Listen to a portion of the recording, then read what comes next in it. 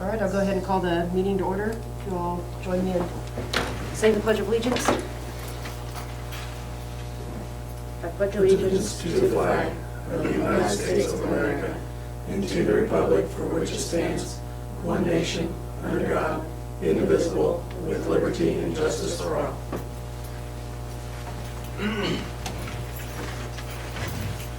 Denise, would you read the mission statement for you? Sure, I'd be happy to. Should be up there. Thinking? Oh, yeah. You want me? USD 393 will prepare its students mentally, socially, and physically to live successfully in a modern society.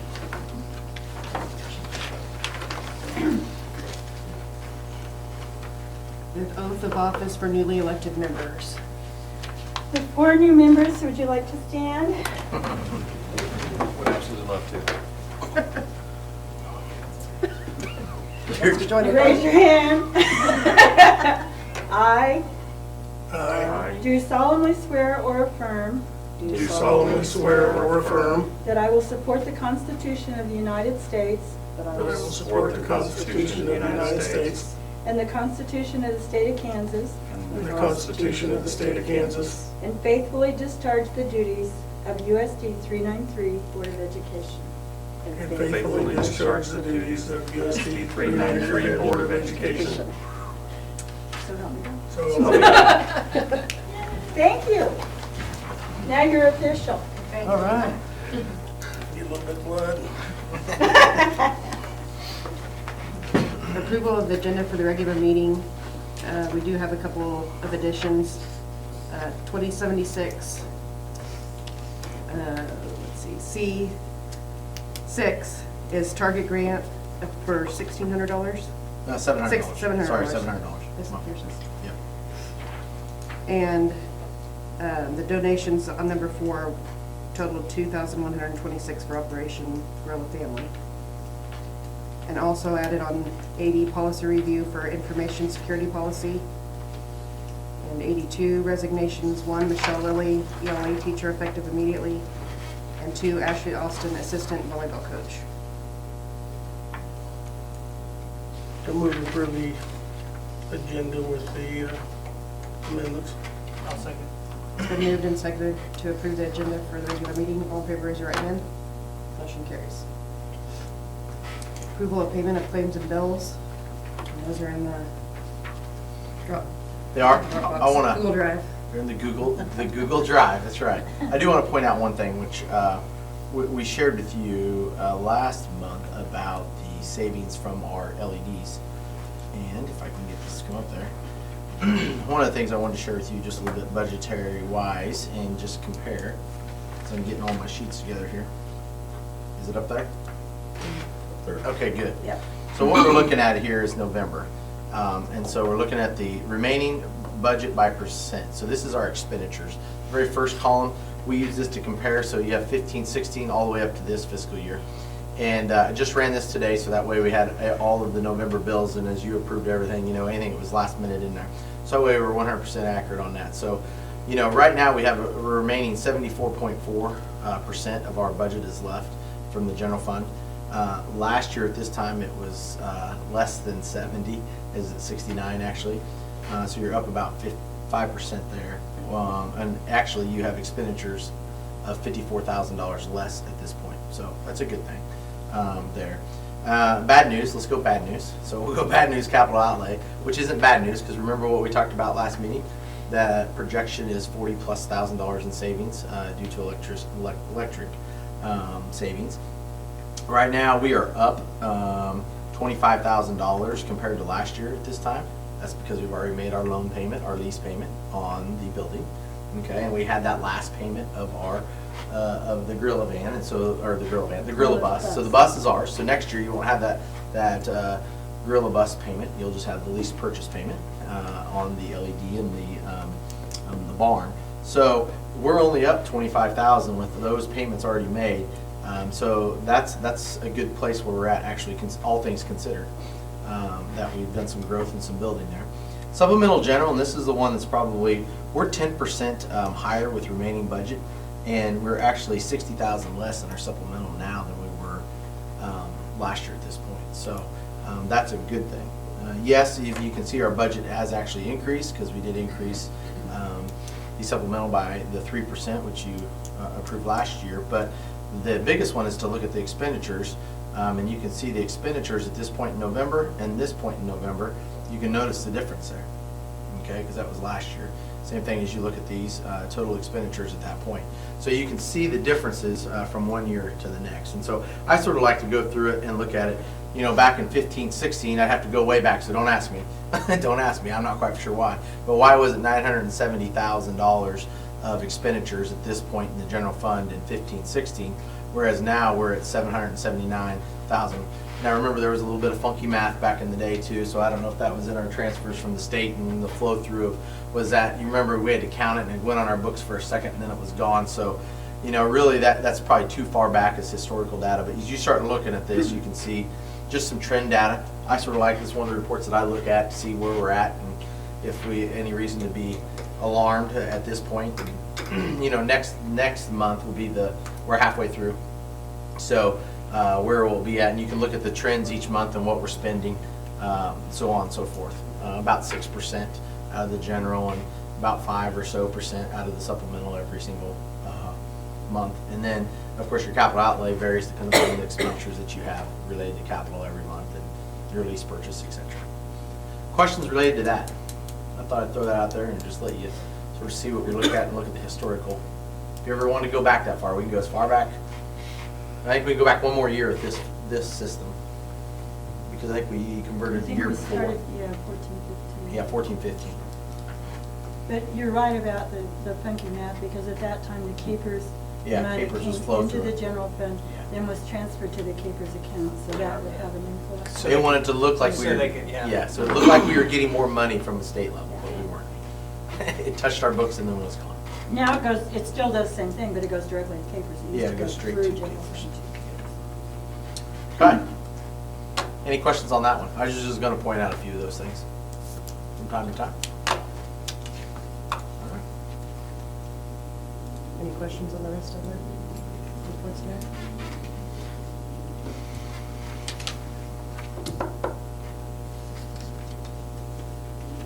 I move we approve the bills and claims. It's been moved and seconded to approve the payment of claims and bills. All in favor, raise your right hand. Motion carries. Consent agenda, which includes A, approval of the minutes from the November 11th meeting, B, approve updated substitute list. I think we added one. B, grants and gifts, which include 1, Work Well Kansas grant of $10,000 for employee program, and 2, Work Well Kansas grant of another $10,000 for student programs. 3, Kansas Turnpike Authority award of $200 to kindergarten for the student state winner.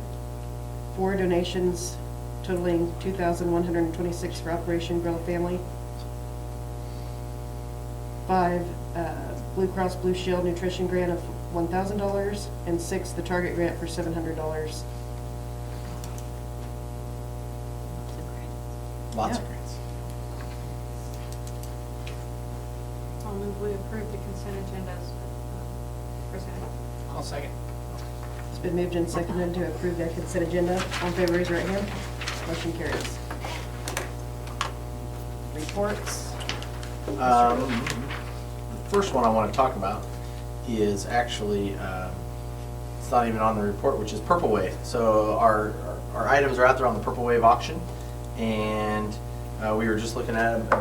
They range as low as $30 to as high as a little bit over $500, depending upon. And we had someone that today was really interested in the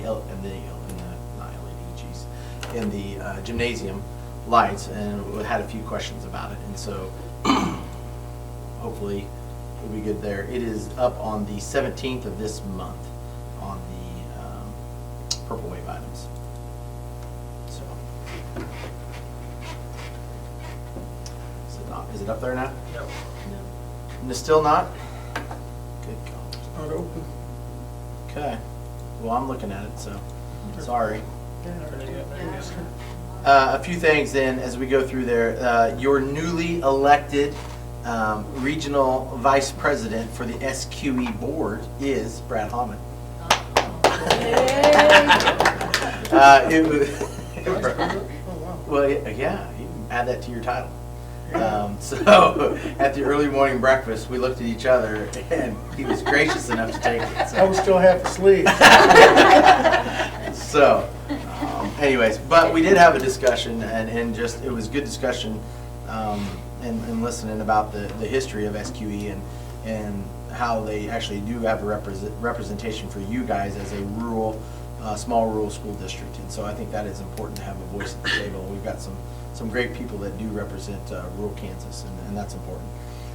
Some few other things up there as we look at, and I'm going to skip to the other stuff you can read, probably the legislative, just real quick to talk about it. So right now, you're going to hear some things in the legislature as we start looking. It's hard to read, sorry. As they start to gear up in January, one of the things you're going to hear is that revenues are up. They are. Enrollment in the state of Kansas is actually flat. What that simply means, as we gear for another legislative session, even though the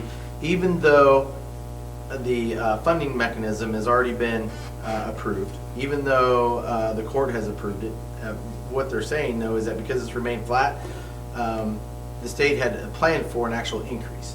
Well, because there wasn't an increase, there's about 30 to 35 million that was actually set up and allocated in the budget for the students of Kansas. But with that savings, the question is, are they going to keep it in the education silo, or are they going to, because it is a savings, are they going to move that somewhere else? We've advocated for it to move to sped ed. For us, that would be about $1.2 million for our special ed co-op. $1.2 million for the CKCIA co-op would put us in a good financial place to where you would not see a 9% increase like we did last year.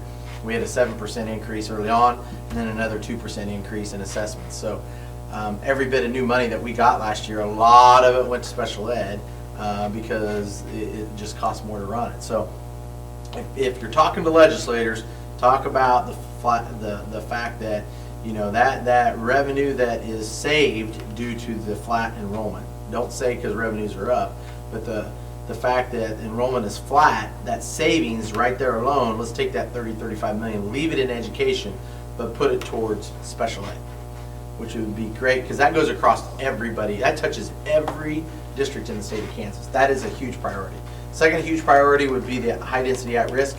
For us, it's between $35,000 and $40,000 that we would stand to lose. So that means any budget increase, the fact that we have an increased enrollment, anything that would happen there, if it is scheduled to sunset this period unless they extend it. So if they don't, that means that as we go next year and start planning for curriculum, start planning for, you know, negotiations, etc. If it does sunset, that means that $40,000 is less we have to put towards those issues. So I think that's really important, and goes back up to the 1.2 million increase for CKCIE if they do that. That really, if those two things happen, it would put us in a lot better shape moving forward for sure as a district. So, questions related to any of those? What's high density at risk? Yeah, it's a good question. So high density at risk means that you have at risk in every school, but those that have a larger. So for instance, we have 154 families that are free.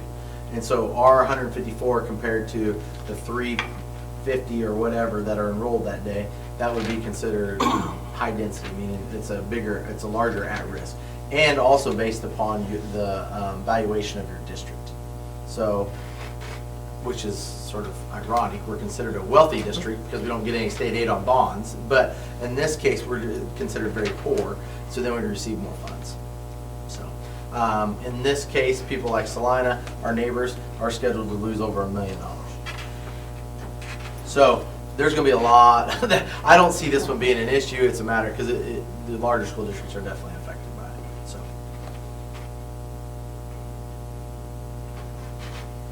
Okay. That's all I have. For now. There's more later. All right, thanks. Mr. Smedley? Sure. Almost, I wonder if it's acceptable. Are there any questions that you possibly have? Because I just talk and say and present things. Well, I wonder what's on their mind or anything you're wondering. Please feel free to ask. We started that schedule change. I'm pretty happy with it. I think there's been a lot of good benefits that has gone along with that. Even some aware that it might have fixed and made it better Mhm. that it did, so, still some future tweaks for next year, we hope to make it a little better, but I had a couple of complaints, some of them were just a misunderstanding on some things. I've heard good things about it, so, so far, yeah. I think it's given us a good, consistent structure. Nice Yeah. scale. So, I was happy with that. Last day of school for this semester, the middle school doesn't know it yet, or the teachers, they don't even know. They'll find out. Right now? Sunday. Yeah, someone's gonna find out now, they'll find out Wednesday, but Greenbush is gonna come in with their mobile ropes and team building course. I'm gonna use them for 2 hours. And of course, that last day, we go to Little River for basketball, so a majority of the students are leaving at 1, and we'll use 2 hours with Greenbush and fill that with some other times. That'd be something that they like. Since we went to the high school, matching the high school schedule, we now have that SAG time.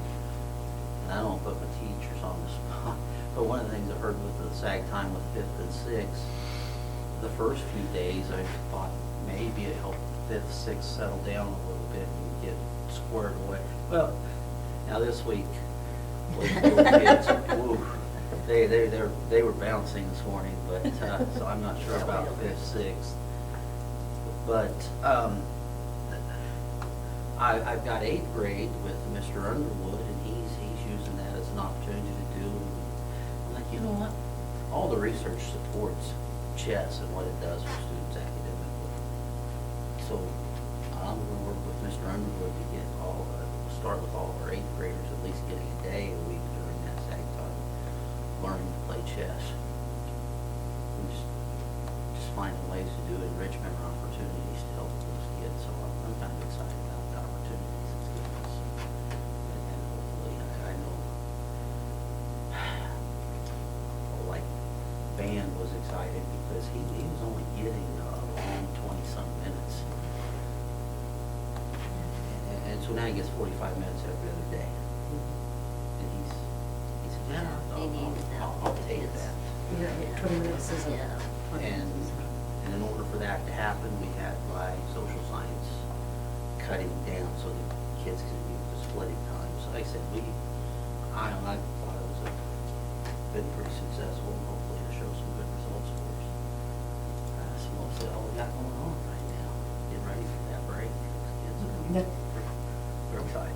If you need to get in the Christmas spirit, come visit the primary grades anytime, because the elves are up and this, that, I mean, they'll get you pumped. They're excited. I think I got in trouble with the teachers because I go in asking about the elves and how the kids get a little too excited, so then I leave. No way. But that's what I have. Thanks. Mr. Owens?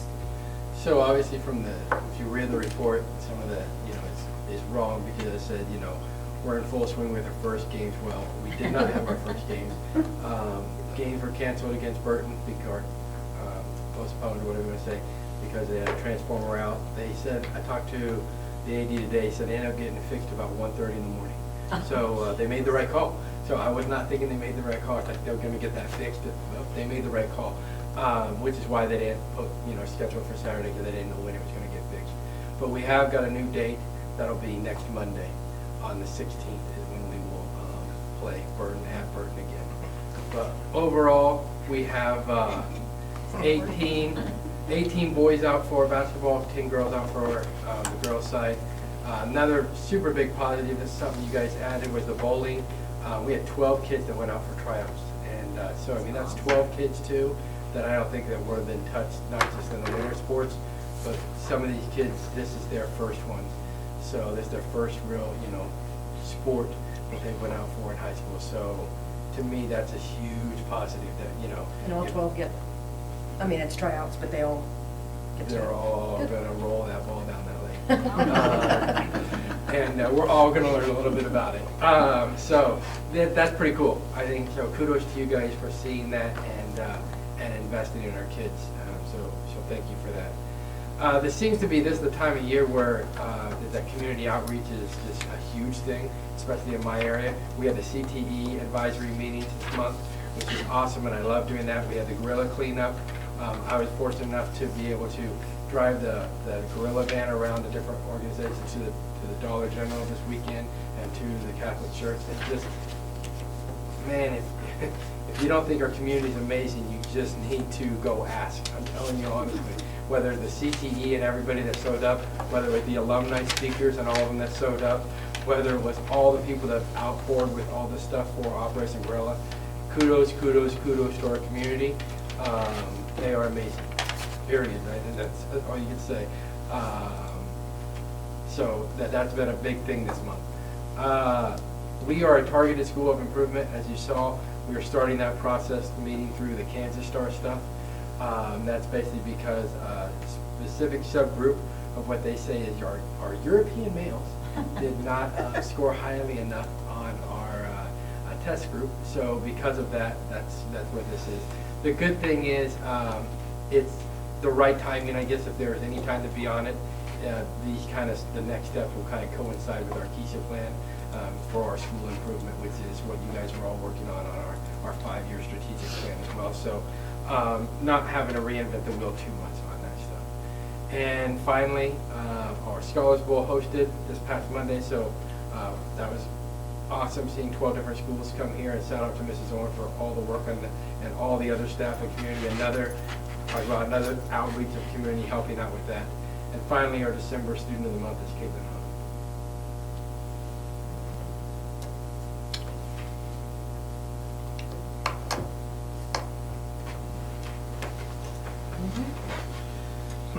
Technology report.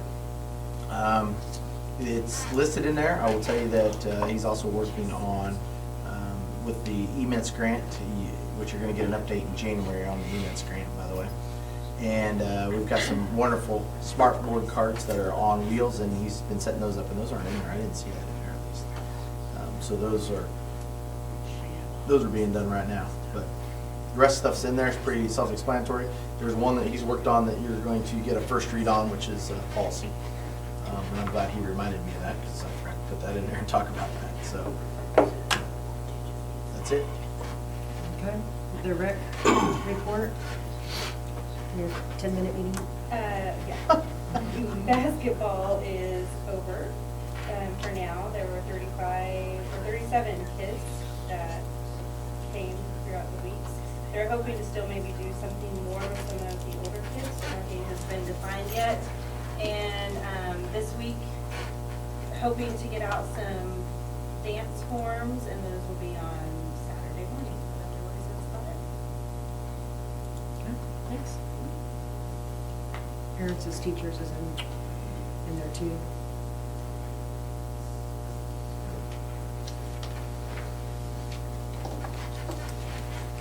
I think that's it.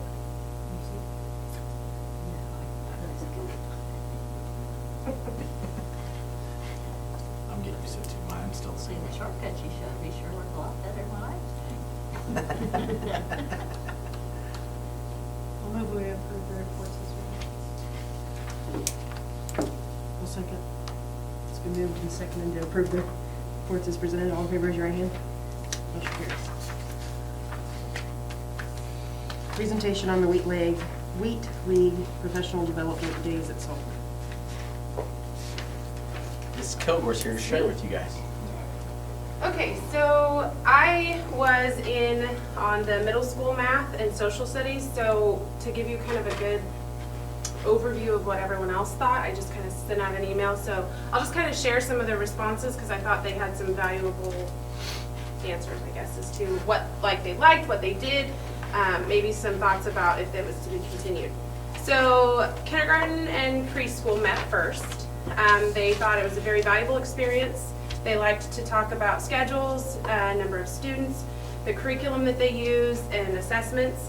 Both preschool and kindergarten teachers talked about an assessment called ESGI. I'm not familiar with it, but they kindergarten teachers jumped on board, went and did the free trial, loved it, talked to Mr. Smedley about it, and he purchased the program for them. I mean, I don't know much about it, but Ms. D did talk a lot about how she's able to assess her students on whatever she chooses. She can use their assessments, create her own assessments. It was a lot easier for her to do, like, compared teacher conference time. She uses it, she tested letters, sounds, numbers, shapes, patterns. It showed a really good growth percentile that her students will fall into, and she also uses it for sight words, so it seems like it's got a pretty good range of information that they can test, and they like the reports that it generates. And then Mrs. Kirby mentioned how it talks to Infinite Campus really well, so it'll translate that into Infinite Campus form, so I thought that was kind of neat. I don't know how that looks with the standards base that they are working on, but sounds like it's handy.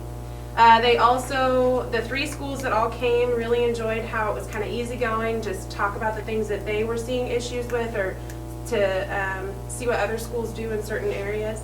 And they talked about MTSS and how that looks different at all of the different schools. First and second also said they had a really good time, talked about math and reading series, positives, negatives about what each of them have. Phonics programs and how it's a lack across lots of districts, and maybe what can we do to look at phonics programs in the schools and the importance of getting it back into the kindergarten through 2nd grades.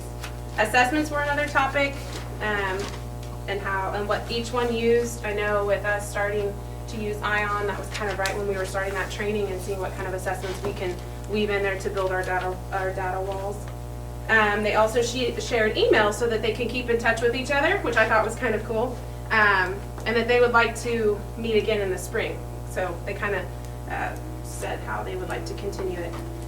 I didn't get any feedback from 3rd and 4th grade, but middle school math, what we talked about with social studies, we talked a lot about flipped classrooms and what that looks like for districts like us, because if you go to a math conference, a lot of math teachers are going into flipped classrooms where they'll record their lessons, kiddos watch them at home, and then come in and they're able to just practice instead of have the instruction that's already taken care of. Kind of replaces homework, that is your homework. But in districts like ours, it's a little difficult when we don't have a lot of students that have Wi-Fi at home, and like how do they access it? So that was an interesting conversation.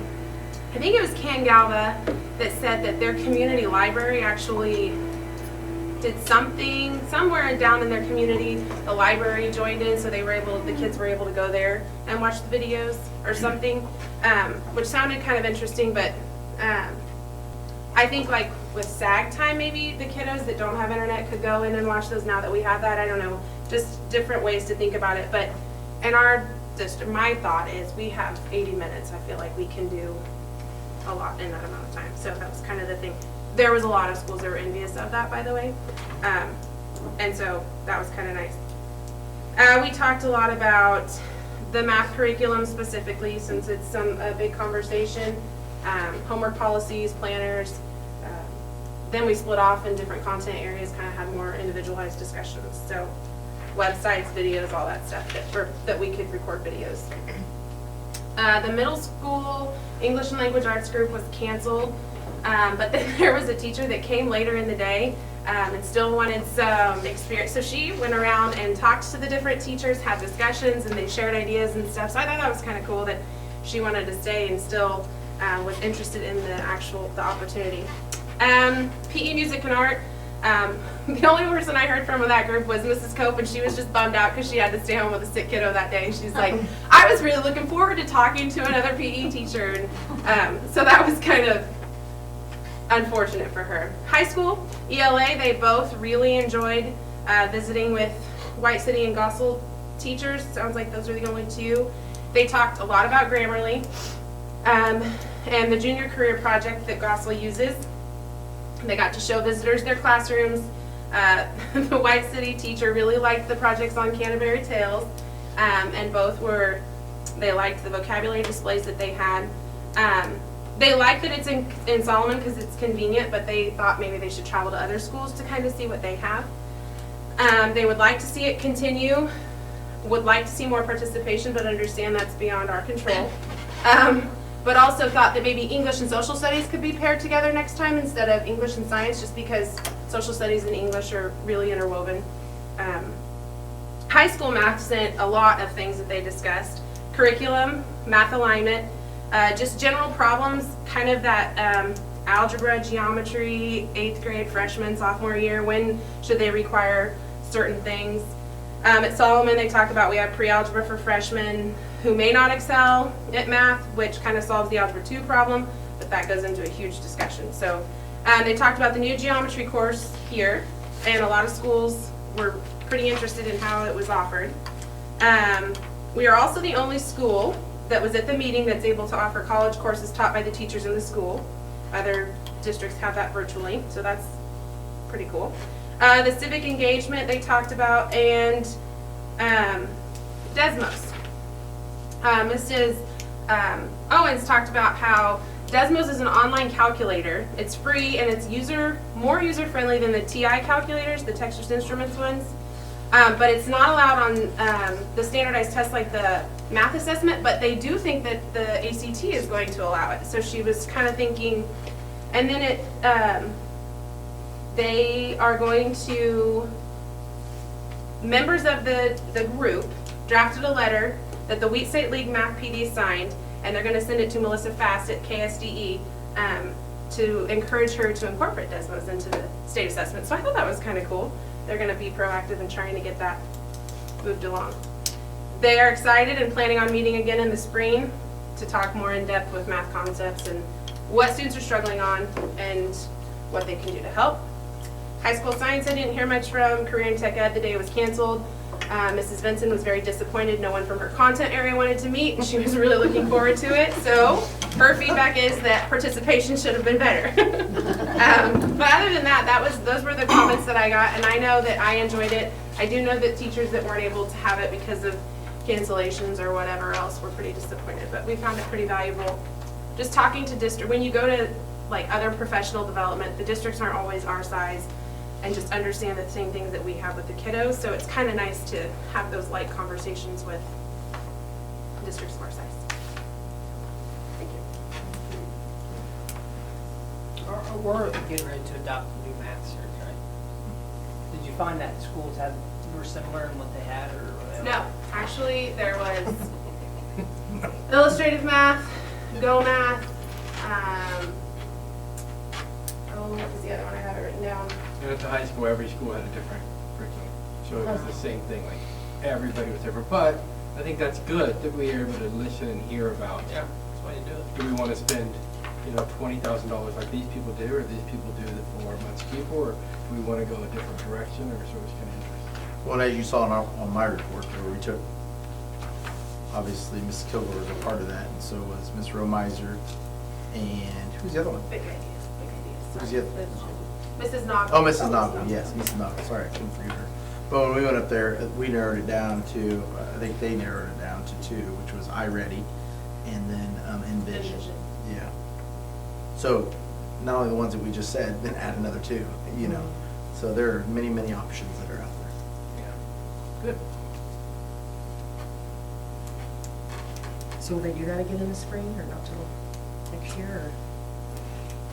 Or what's it look like? Is that once a year? I don't think it's going to be something that we will push forward, but if the individual teachers wanted to, go through and create it on their own, we obviously would approve that and, cover subs or whatever we need for that.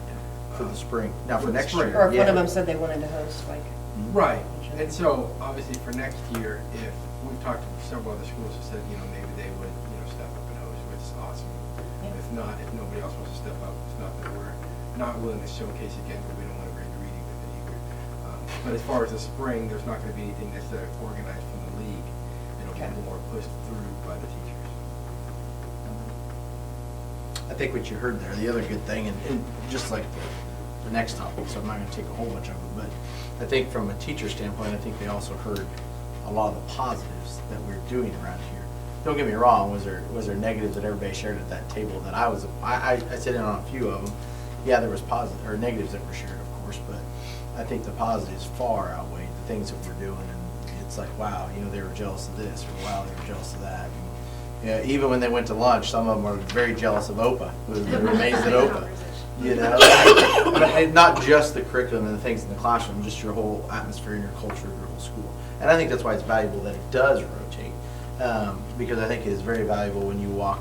We all go into the gym, but when you go into a gym, it's a lot different than when you go into a classroom where you sit around their library and you have those discussions. I think you get a sense for what's happening in the school. So I hope others do. I thought it was interesting that Megan mentioned, I thought there was a need for more phonics. Perfect lead in. There you go. Okay. Next, KASB convention feedback. Brad, why don't you start with that? That's exactly a perfect lead in.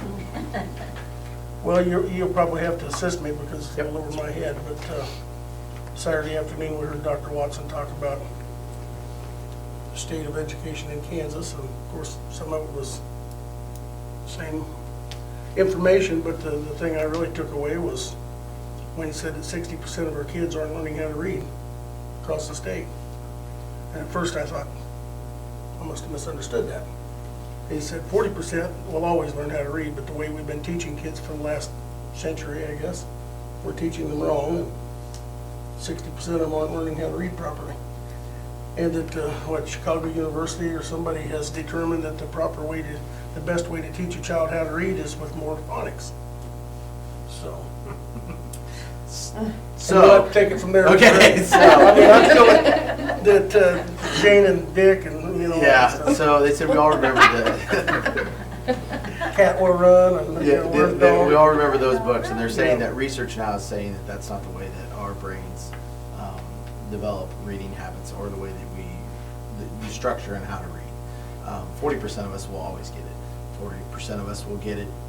It doesn't matter how you teach us how to read, we're going to get it. 60% will get it eventually, but not as quick as they could if we taught it the correct way. So with that, there's going to be a recommendation later in the spring of 2020 of guidelines and help and support as we move forward in helping change the pre-K through third grade. I think they said fourth grade actually, pre-K through fourth grade, and how we actually teach reading at that level. And then by 2021, the checklist, of course, always a checklist, of approved reading programs that are actually using the new and improved strategies for the correct way. Some of this comes from the dyslexia research, obviously, and I think the more they learn about how many go unidentified as being dyslexic, and there's a big task force in the legislature this year on dyslexia. So as they reviewed that, they found out then, and this is in addition to what Randy shared, but as they found out some of those recommendations, they found out that, well, it goes all the way back to the very basic reading skills, and we're not teaching it the way we should be teaching it. And you see your two teachers over there that taught elementary school shaking their heads going, duh, why didn't they just listen to us a long time ago? And that's usually the case, because we have a professor who's saying, no, you're just the teacher. Well, we live it every day, you're living on campus. If they just listen to us in the field, we might get things changed. And I think, and Randy had a good point at that day, and he said, it's okay, we were wrong, we'll just admit it and we need to move on. And so I think that was important, is for him to, say it's not to push blame, because it got really quiet when he said that. You know how it's always quiet in a room, and then when somebody says something, whether it's emotional or whether it's like, ooh, awestruck, it gets really, really quiet. Like it was really, really quiet, and it was like, should we all look at each other and say, Then you we've started been to hear the murmuring of people saying, oh, it's bullshit. Oh yeah, you disagree didn't hear with that. this. There's no doubt about it. You know? But it's funny is that in a group full of board members, superintendents, assistant superintendents, and everybody's sort of like, should we really admit to this? Is this something we should be admitting to? Well, it's just the way they've always done it. It doesn't mean, it goes back to that old adage. Just because it's always been done that way doesn't mean it should be done that way. So I think that's a good step forward. Yeah, that, and of course the same thing we've been hearing for a few years, that, how to prepare kids, and that a bachelor's degree is not always the best for everybody. And we need to, instead of asking kids, what they want to do, ask them what their passion is, work towards that. I think we started that years ago. And try to identify what our kids' strengths are and push them towards that, and let them excel where they want to excel, instead of pushing them towards a debt and a four-year education, so we've heard a lot of that lately, so. If you guys can add whatever. Speaking of the debt, I shared it with Dean Ann. I gotta call it up because I'll quote it wrong. Dr. Heim, John shared with the group at the opening session, was that when he went to college in 1976, it was the minimum wage, or what he got paid at the local establishment where he worked, was $2.50, and he was a bartender. So he pointed that out. But then in 2019, the average wage, which would be his daughter, who went to K-State at the time, was $10, the same type of job. So that's a 4 times increase, as you figure. And then, as he put it, in only Dr. Heim's way, and those of you that know Dr. Heim, that same beverage at that institution cost 50 cents in 1976. But now, and I still think this is a little cheap, but in 2019 it's $3.50. So that was a 7 times increase. But tuition for him in 76 was $250, and now just tuition, not books, for those that are paying. Because some of you are like, that's really low. Because It's way this is low. really It's low, way but it's low. just tuition at K-State. No fees, no nothing, no books. $5,000. So what he was getting at, that's a 20 times increase over the same time. So your wage was a 4 times, but yet your tuition was a 20 times. So he talked about how for him, it took him, what was it, less than 2 weeks for it to pay for his tuition. Whereas for his daughter, it was gonna take, 3 months. All summer. yeah, all summer, 3 months, just to pay for 1 semester. And that was just 1 semester. So then it was gonna take 6 months to pay for a full year. So back in the day, yeah, some of them, you didn't have to worry about it. You could pay for it and work and get it paid for. You can't do that now. So that was him talking about the increases and why going to college sometimes, 4-year colleges isn't the best route. Very expensive, that's for sure. I thought the Gallup researcher, his presentation was pretty interesting. And I think the biggest thing I took away is he made a comment about the top 4, or the top challenges facing K-12 education.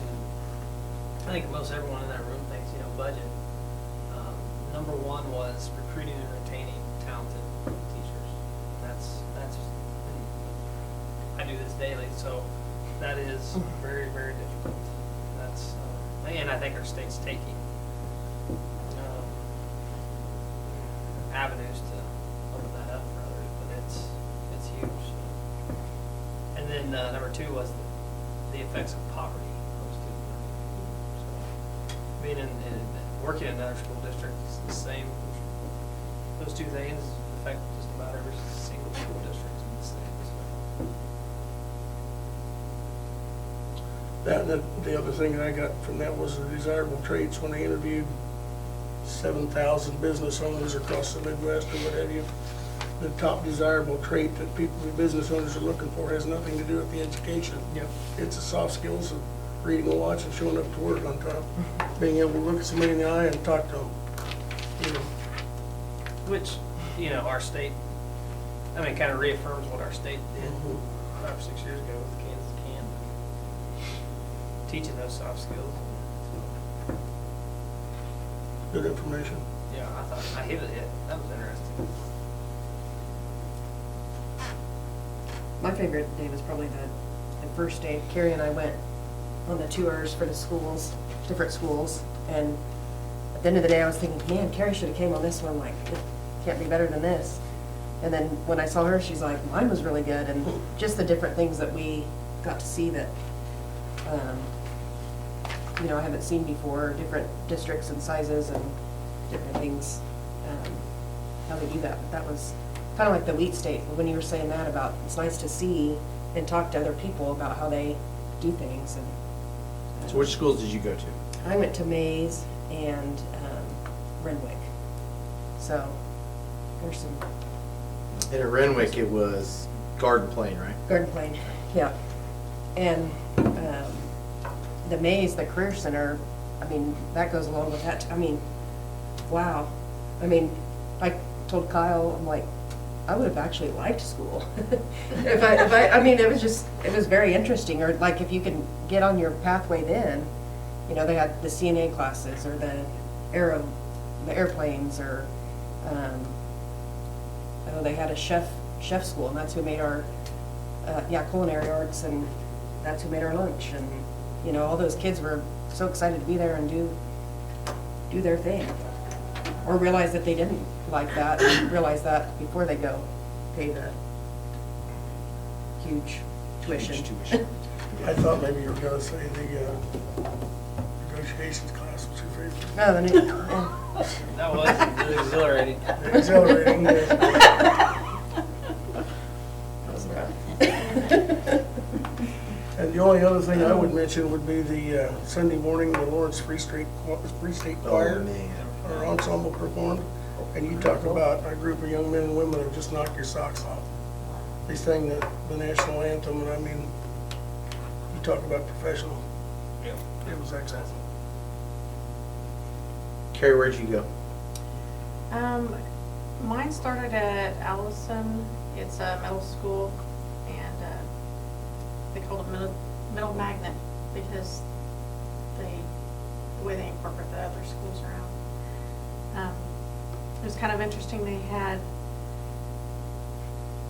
there was 3 levels, and each 6th, 7th, and 8th was all on one floor. So they really didn't, you know, maybe going to the gymnasium or band would be the only time they would pass each other, kind of like we do here. We then went to Hyde, which is a really, really old school. They're landlocked. They can't add on. They have to improvise when they do something different. It's kind of neat. And all the old woodwork and everything is still there. It was neat. From there we went to Wichita West, and I'd be lost in that school. They had to name the hallways.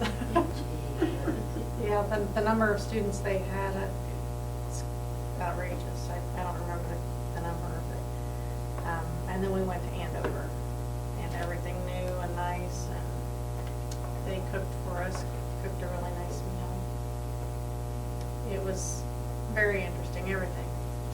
All of the students were nice, the teachers that we met with and administrators, they were nice.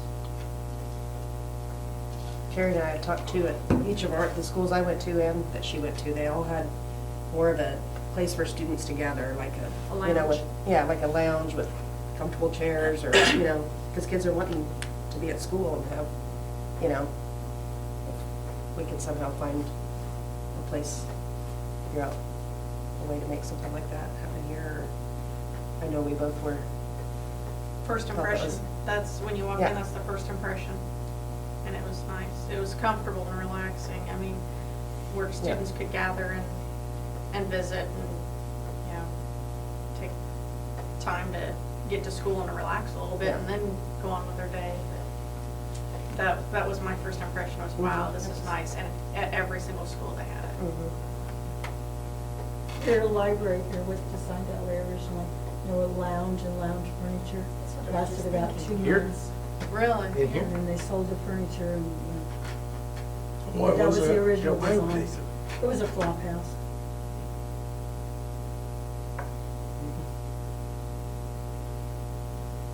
Every single one of these would have, they would have like couches or The tall tables, the Yeah. short tables, and a variety. That's what they had here in the middle. Flexible seating regardless of whether you're in the classroom Yeah. or whether you're out of the classroom. Yeah.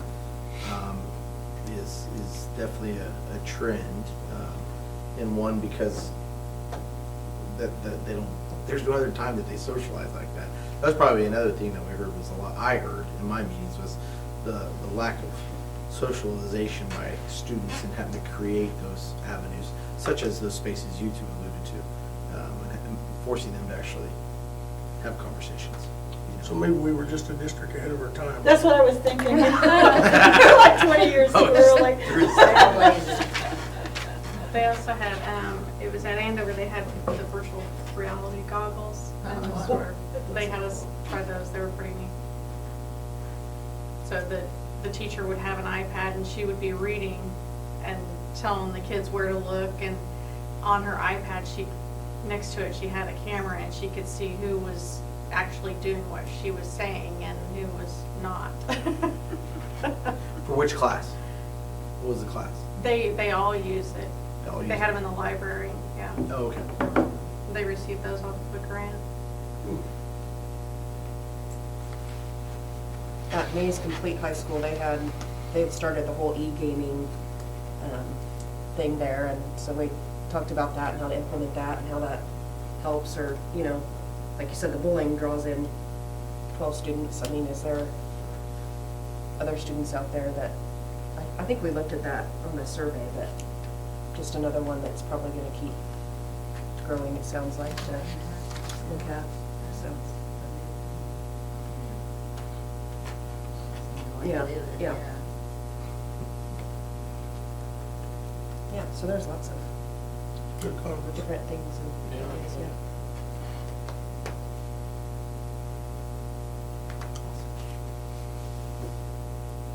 Anything else? Okay, policy review and discussion. The first policy in there is for the information security policy, which we need to do for Vanco, which Vanco is your compliance, and that's how you pay your online fee. So this is just so in order not to get a non-compliance fee, we had to approve this plan, or what was the other one? We had to name exactly who it was going to be and no one else. And, you know, so if we would have had Becky, the only one, and then now we have Crystal in that office. So, you know, it's all the jargon and things that we needed to do. So the good news is that Mark sat down with them and went through it and made sure it was standard as to what he's seen in the past. And obviously that's stuff that he's done before. So it's a first read. You can't, I don't know, it's not really you could approve it. Actually, you could approve that one because it's not really a policy. It's just it's not an update to your school policies, I should say. So you Very could detailed. Yep, so you could approve that one tonight. Or you could fall asleep because it's very, very detailed in there. So that's that one. Questions on that one? Do you wanna go ahead and approve it then, Mike? I don't know why we shouldn't have, if we've had a chance to review. I'll move to approve the information security policy as presented to us. Second. It's been moved and seconded to approve the information security policy. All in favor, raise your right hand. Motion carries.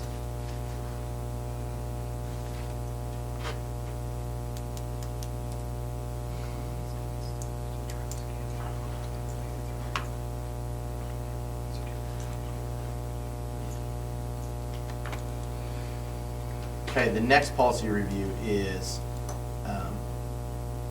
and when we sit down to do the agenda, is it up there? Okay. Is on, and we reviewed this even since I've been here, so this has been a discussion in the past, but it's the nepotism policy. And we were looking at this due to the simple fact that as you look at it, we had 31 junior high girls out for basketball, and we were trying to find somebody to help us out and to help Lori and Miss Befford out, because that's a lot of girls down there. A lot of craziness going on at one time. So how do we get them help for some that are skilled and some that have never seen a basketball before? So you have, not only do you have 31 girls, but you also have a wide range in skill level. And so I do know that, you know, we've had people in our community that might be relation to you guys or to others, to where the nepotism policy may fall in place. And so just a discussion, because we were going to reach outside our walls if nobody else volunteered, and you're going to approve here in a minute. He's already helping out, but Mr. Seidel for that third or that second assistant to help him out. So Andrea and I just talked about it, and as we were setting the agenda, and she said, let's throw that on there and just sort of discuss and see what everyone's thoughts were. To be proactive, Yeah. because you're in a small school. Yeah, because it'll probably come up again, and, I mean, you've said it's been talked about in the past, but I don't, that was maybe pre when I was here, and I just didn't know what everybody thought, or on that, or, The key as you review Talking about in that the is future. that, except in an emergency, the board will not employ anyone, so on and so forth. As father, mother, brother, sister, spouse, son, daughter, stepson, stepdaughter, son-in-law, or daughter-in-law of any board member. Well, that could be half the community of Solomon if you've been here for more than 20 years. So, you know, that's one of those things that's the reason why, except in case of emergency is on there. What classifies a case of an emergency is probably That's probably the one caveat in there, as you look at it. So, And I know that's in there to protect us too. So, I mean, there's positives of keeping it that way and positives of changing it. and we don't want to lose board members.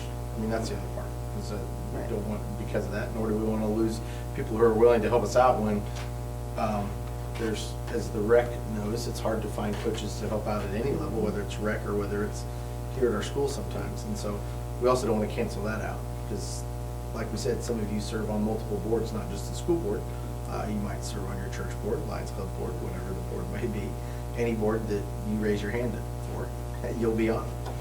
Or your hands got raised for you. Yep, So- that's exactly right. That 4 of you raised your hand at the beginning of this meeting. Well, there's certainly a place for it, you know, but then also I'll be the first to admit that living in a small community, it's hard to miss that target altogether. You just about have to take it on a case-by-case basis. I think there is certainly out of grounds for nepotism policy. I think that that's truly the area where perception is reality to the public, whether or not there is any nepotism issue or not, if there's a relative or spouse or somebody that is working for the district, especially in a position of authority like a head coach or something, it could be, you're never, even if there is no nepotism, you're never gonna play their kids right, you're never gonna call the right plays. I mean, there's always gonna be somebody complaining, and that gives them the area to complain against, so. I don't know what the magic answer is. No, just a reminder that if Andrew was to hire Kyle, I'll use that as an example, then, one, we can't tell Andrew to get up and leave, but you do need to know that the rule is that if she does not leave the room, then it's a vote no, regardless, because she can't vote yea or nay. But because she doesn't leave the room voluntarily, then it would be a vote no. So that's just something, if it ever comes up, just FYI, we don't have an issue like now, but as we review that, just so you know that, just say, well, I need to excuse myself because it's my father, mother, brother, sister, spouse, son, fill in the blank. I need to remove Cousin, myself. neighbor. Yeah, whatever it is. I need to remove myself from the board meeting and just wait outside while the vote takes place and the discussion takes place. That's the other part too. So, just a reminder on that.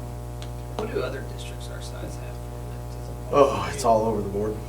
This is pretty standard. This is your KSB recommended, of course.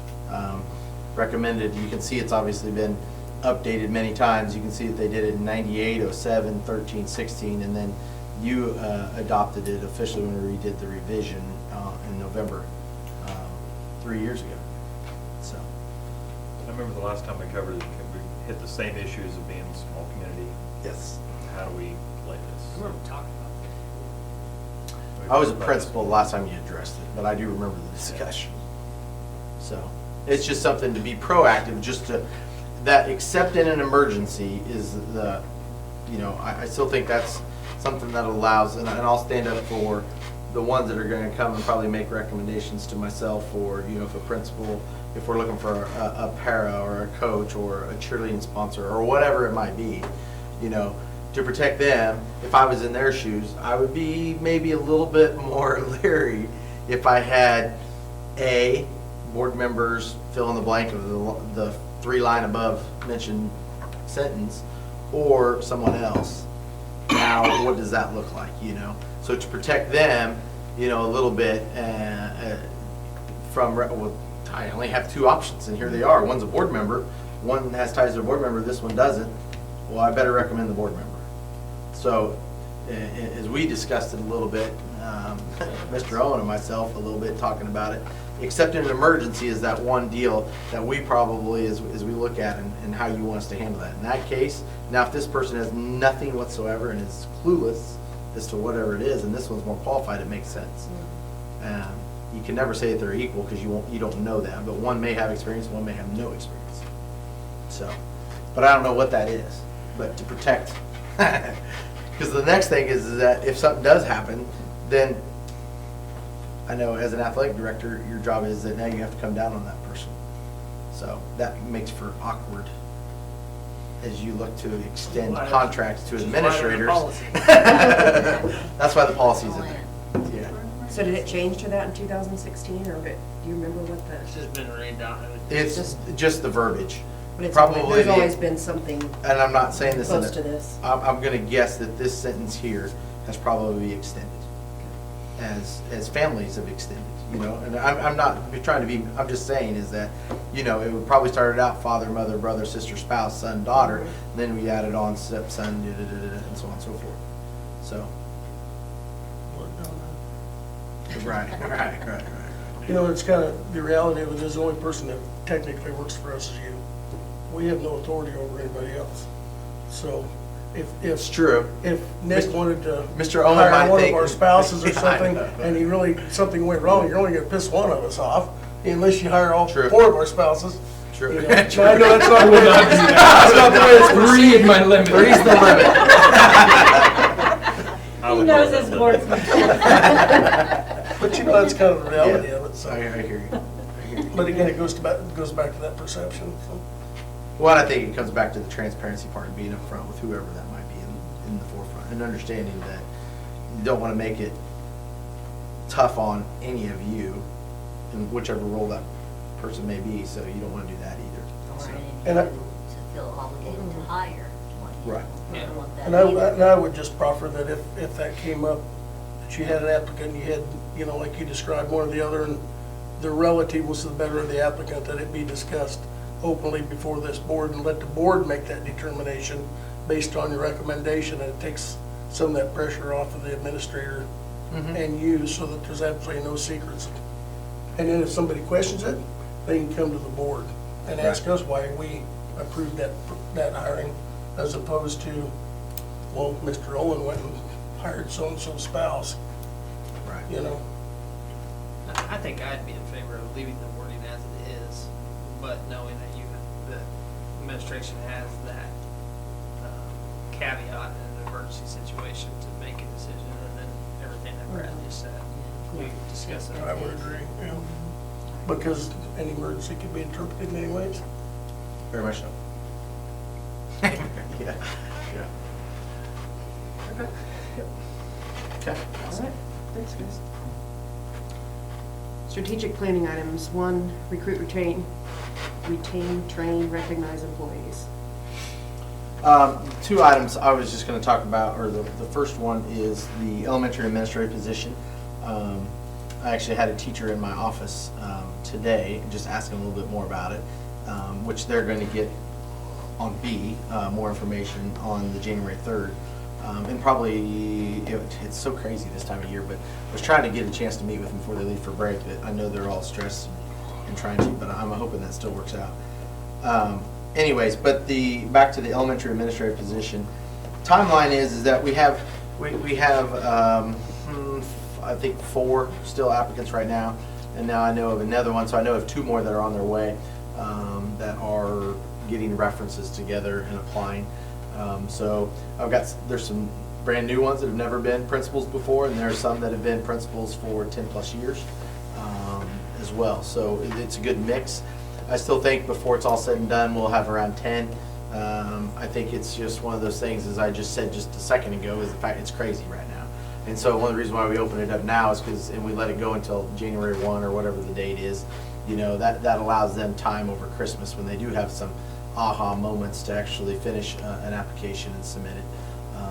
I know they're right now out in Kent's teaching jobs. I looked this morning, and I think we're one of 3 other elementary positions that are out there on that board. I know there's more out there that don't use the board anymore. They use Indeed, and they will just use their own website and social media. They don't even post on there. So I do know that there's several. I know tomorrow I have a couple that have said they'd like to pull me aside and visit more about our position, because tomorrow's when we go up to train new or current administrators up at Greenbush. So I know that we'll have several more. I have a feeling. I don't think that's going to be an issue. Timeline, though, would love to have. We're going to change it a little bit. When we hired Mr. Owen as the junior high, senior high principal back then, one of the things that we did is it was a whole day process, which I still think we want to do. I'd like to do it a little bit different, though, and just to run it by you guys. First of all, we usually do a tour and then have a discussion with just myself and the candidate and do a tour. And if they do have a spouse and they want to bring their spouse, I encourage it, because I do think it is a family decision. I know everywhere I've gone, I've asked that. It's been one of the things that if they said no, it's a pretty easy inclination of what we wanted to do as a family. We want to definitely be family oriented and welcome if they have. If they don't, it's not a big deal. It's not a factor. I just don't want it to exclude it. But then after that, then probably have after lunch, then have a chance to meet with the first formal interview, which would be with a couple board members, myself or one or two, whatever works out. And then thinking that give them some time then before that last one. And the last one I think would start about 3:45, and that might sound a little late. And the reason is that last time we had a panel that sat right where you guys did and asked questions. And then the candidate came in and we had a little cookies and coffee and whatever after school. And then they left. They could stay, but they left a little bit more and didn't necessarily stay.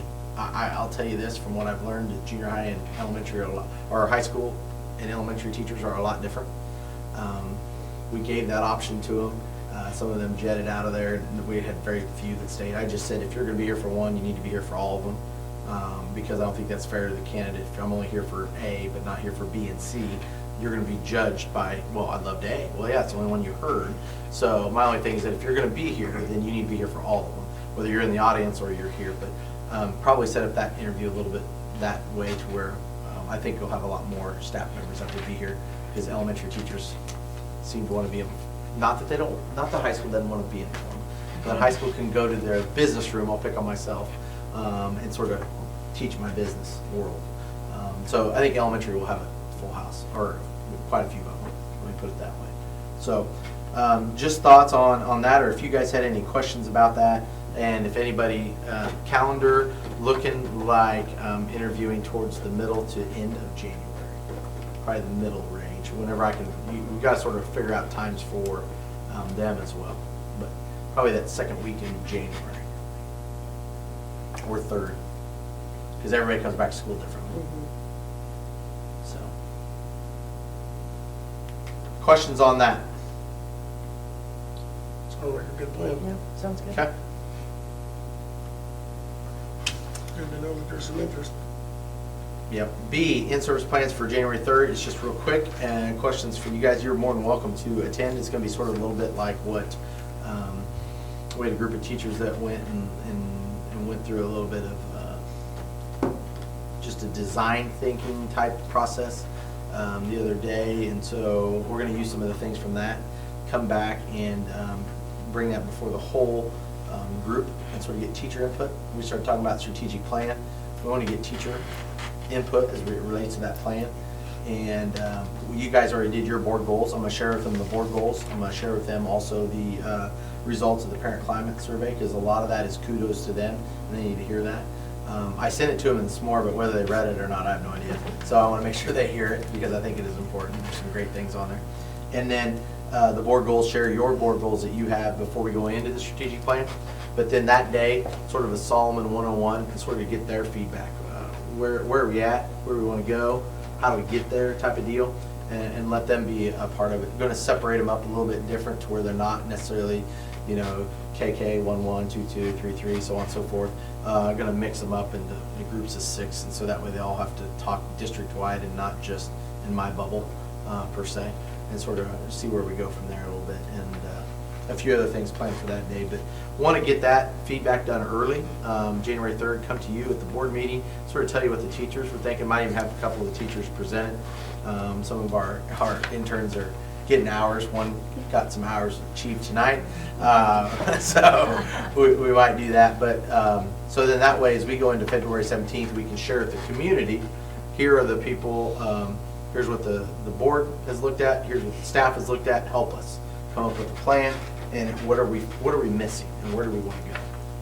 So I think the other thing that I took away this weekend from down in Wichita was a lot of the collaborative approach, and getting more voices, and sort of sitting back and just listening. And I think that's going to be really important as we move, whether with a new leader as an administrative position, and then also listening to our teachers as we move strategically beyond this year. Questions related to that?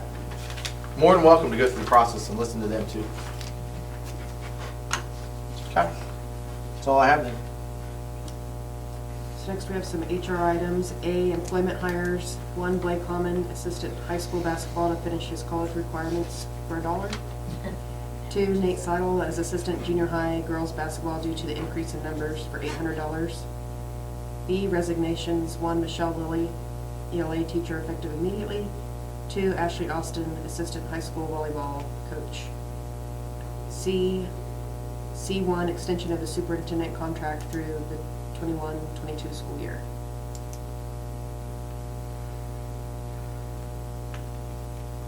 It's gonna get pretty rich off that $1. I'm telling you, I hope that college career pays off better than in the future. I'll move we approve those items as presented. It's been moved and seconded to approve the HR items as presented. All in favor, raise your hand. Motion carries. I would note that with Blake, that's an internship, so, It is, but we have to pay him for Dollars CASA, for- well, Yeah. CASA reasons, we have to pay him. right, So it's an internship for him, but legally, we can't do it unless we hire him and pay him $1. right. Because you can't have a volunteer, it's illegal. We won't take capers then. We will not take it. That'd be good. Yeah, 40 cents. He'll have to come home and decide where he's gonna spend all that money. Good God. He is now a professional. Yes, he is. Future dates and topics. December 17th is the 5 through 12 music concert at 7 o'clock. December 19th is the last day of school. December 20th is work day for staff. January 3rd is the in-service for staff. January 6th is the first day of the second semester. And January 13th is our next board meeting. I know, that sounds weird. I also, there's a game December 20th, isn't there? Basketball There is a game. basketball game. We'll Mm, go to Is it a Friday? yes, We only have 3 Fridays, that's it's a one. discussion. later. 20th, February 14th, and homecoming. that. There's very few, yes. Is it all, all the other schools, I mean, not playing that Friday? Gotta get your money's worth out of the new coach, so she's gonna do that. We'll leave it at that. There's maybe a dispute in the past about when that date should be played. Well, we apparently didn't get it settled, that's what he went in. Well, I think it was, the discussion was, do we play it on the 19th or the 20th? Jump in if I'm wrong, but we were talking, let's just say that it's the 20th. We thought it was gonna be the 19th on that Thursday for better attendance, et cetera, et cetera. Even though it's a Thursday, but it was really the last day. I don't think it was communicated that way between both Elyria and us. Could it be changed? Or is it too late? Well, we tried. Right now. Mr. Owen reached out and tried. We did reach out. Elyria already has a JV game, or I mean junior high game on that Thursday. Yeah. The league, when they set the dates, was on the 20th. I think there might have been some discussion about whether it be on the 19th, but then it probably wasn't just followed up. So then, when I created a schedule this year, I went by the league schedule because that was what I was given. So then I had that as what the schedule from the league, but then I also had some officials on the 19th and so on and so forth. So when I started calling exactly what is what, there was just a very big question of.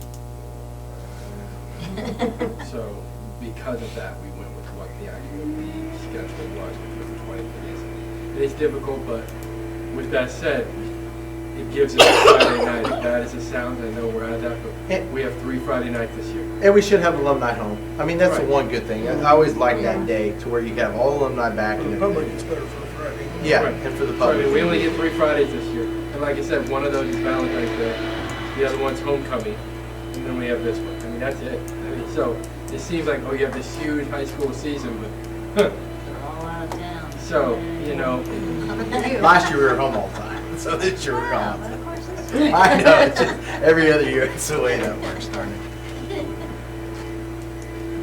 Okay, last we just have an executive session for discussion on non-elected personnel. I'll move to go into executive session to discuss an individual employee's performance pursuant to non-elected personnel exception under KOMA for a duration of 10 minutes. The executive session to include the board and Mr. Cope. The open meeting in the boardroom will resume at what time? 8:25? 8:25. You better say, it'll take us a couple minutes to go. Well, that's what I was saying. Oh, yeah, Is it sure. 8:30? 8:30. Everyone to grab stuff? 8:30, sure. Grab something. All right, it's been moved and seconded to go into 8:30. executive session. All in favor, raise your right hand. Motion carries. Carrie, I have to say you've got pretty good at that. Yeah. You have got it. That's why I put that paragraph. Nobody else?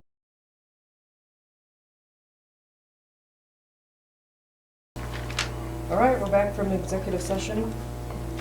And no action, I think we're done. Sure. Except we all have to stay since Todd's not here. Oh, that's right. I'll move, we adjourn. I'll second it. It's been moved and seconded to adjourn. All in favor, raise your right hand. Motion carries.